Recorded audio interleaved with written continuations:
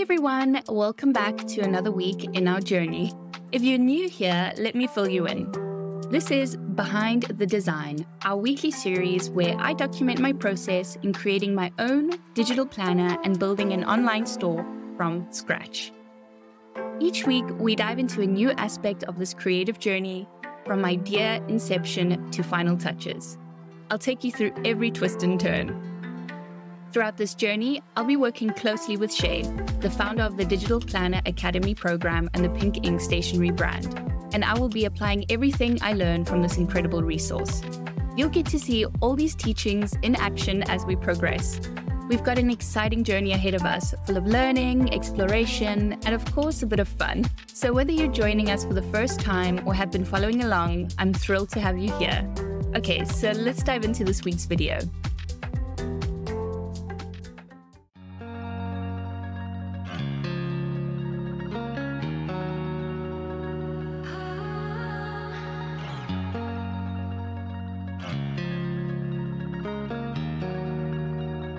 Hi everyone, and welcome to week 8 of Behind the Design. We hope you've been enjoying this creative journey so far, and I can't believe it that we're finally here at week 8, and I'm thrilled to say that I'm now done designing my 2024 Creative Flow digital planner.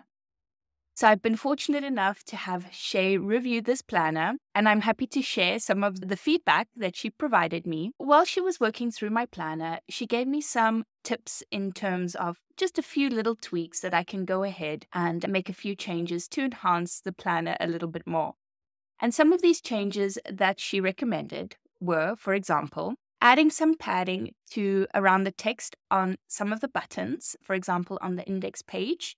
So on the index page, I have some buttons that link out to various sections, and just to add a bit of padding to give the font some breathing room around the buttons. And then on the welcome page, I give a little bit of an introduction to the planner, and Shay also suggested that I personalize this welcome page a bit more. Maybe I add a photo of myself, or I give a bit more detail about my business, Ciao Bella Media. So that was really important feedback that I received, and I will definitely work on adding a bit more to my welcome page about me. Shay also suggested to add my website to the footer of the planner. So on each page, there'll just be a small indication as to where you could go to find my website. This also helps as a reminder as that I created the planner, and which also falls in line with copyright, etc. And then there were a few more remarks from Shay. She has such a sharp eye that she was able to see, for example, where I could have worked a bit more on the alignment of boxes or formatting lines, also making sure that the stroke of the lines are consistent throughout. And this is something you would only really see if you zoom in on lines in the planner. So I need to go in and make sure that all the lines have the same consistent stroke. Another important feature that Shay pointed out was I have a cover page for each month.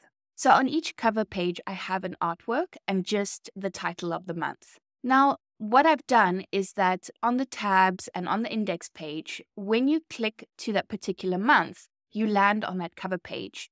And it may not be so clear to people that are unfamiliar with digital planning that they can then just scroll on to find the monthly page as well as the weekly pages for that related month. So what Shay has suggested that I do is actually add buttons for each of the weekly pages connected with that month to the cover page, as well as perhaps also adding the monthly page as well. So this will make it easier for people to navigate the planner. And with that being said, she also picked up that on the weekly pages, I did not indicate the month of that particular weekly page. Again, which may make it a bit difficult for people who are navigating a digital planner for the first time to kind of distinguish which weekly page of which month they're on. So that's another thing I would do. I would say week 1 or May week 1, May week 2, June week 1, June week 2. That was another great comment that Shay suggested to me. One important thing that Shay picked up and that I missed was I used the data merge in order to automatically add the dates to my planner, right? So from a CSV, I was able to automatically populate the monthly pages and the weekly pages with the right date for the months of 2024. However, there is a bit of a gap when you see, for example, especially in the weekly pages, when you have, say, week 4, I think it's in February. So week 4 of Feb, it ends on the 29th. And then you have Friday, Saturday, and Sunday, which are empty on the weekly page. So what I need to do is I need to move up those days from March so that I have on the weekly pages the last few dates of February and then the first few dates of March. So you have that continuous flow between the months and the dates. And you don't have these empty gaps in the weekly pages. So that was really important. And then, of course, Shay also pointed out to me that I have some empty rows on the monthly pages, which I need to delete. That was another important aspect of the overall design of the monthly and the weekly pages, which helps with the fluidity of how the dates run into each other from one month to another on the monthly and the weekly pages. So now that we've come to the end of designing my digital planner as well as my creative journal, it's come a time to revisit my branding of my business as well as my website.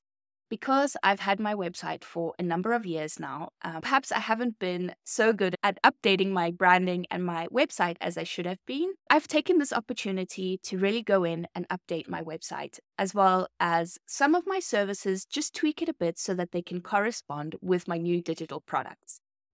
I'm really excited about this, and on my weekly call with Shay, we went over my branding colors and we discussed how they could be an opportunity to use some of the colors that I've been experimenting with in the design aesthetic of the digital planner and incorporate it into my current branding colors. So what do you think about this color palette?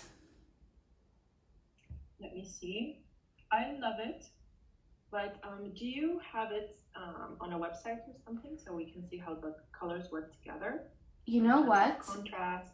I did. I followed your recommendation to work in Figma. So let me add you to that document in Figma. Okay.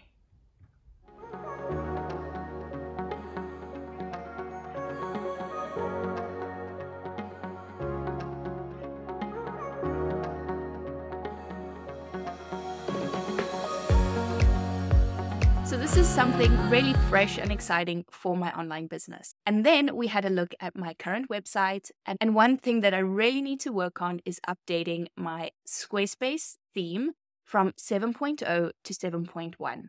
And again, this is a great opportunity to have a bit of an overhaul of my website. And I'm really excited to be using a theme from Applet Studio. So let's see how it goes. I'm really looking forward to week 9, in which I will be developing my website, as well as considering the best strategy in order to promote and launch my 2024 Creative Flow Planner. Okay, guys, thank you so much for following our journey. And I can't believe that we're nearing week 9 and week 10, in which I really hope to share with you the final product of what we've achieved in this Behind the Design series. Okay, guys, so thanks again. And remember, keep creating and being inspired.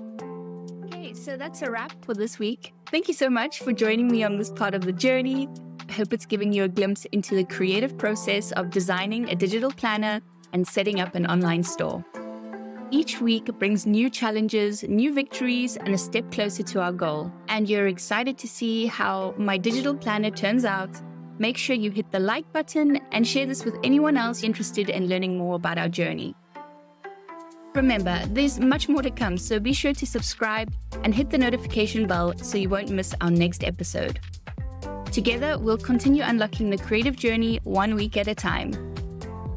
Thank you for being part of this adventure. Until next time, keep exploring, keep creating, and I'll see you in the next episode of Behind the Design. Okay, ciao!